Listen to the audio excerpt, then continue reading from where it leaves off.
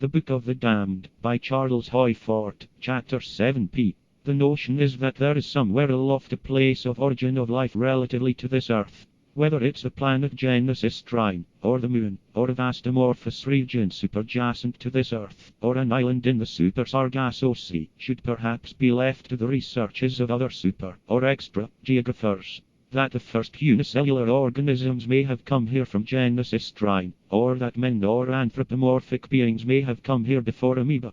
That, upon Genesis Trine, there may have been an evolution expressible in conventional biologic terms, but that evolution upon this Earth has been, like evolution in modern Japan, induced by external influences. That evolution, as a whole, upon this Earth, has been a process of population by immigration or by bombardment.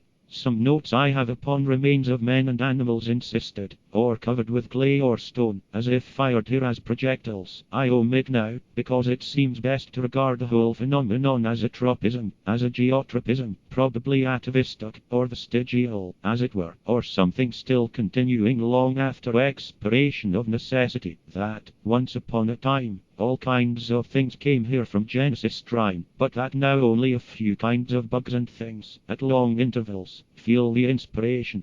Not one instance have we of tadpoles that have fallen to this Earth. It seems reasonable that a whirlwind could scoop up a pond, frogs and all, and cast down the frogs somewhere else. But, then, more reasonable that a whirlwind could scoop up a pond, tadpoles and all, because tadpoles are more numerous in their season than are frogs in theirs. But the tadpole season is earlier in the spring, or in a time that is more tempestuous.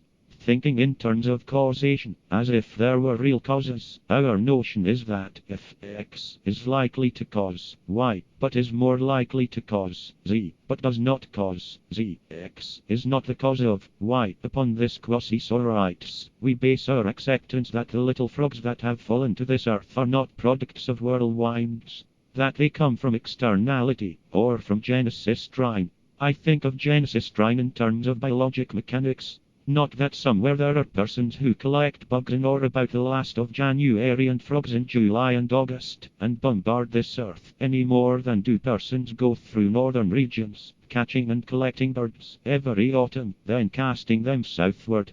But atavistic, or vestigial, geotropism in Genesis Trine, or a million larvae start crawling, and a million little frogs start hopping, knowing no more what it's all about than we do when we crawl to work in the morning and hop away at night.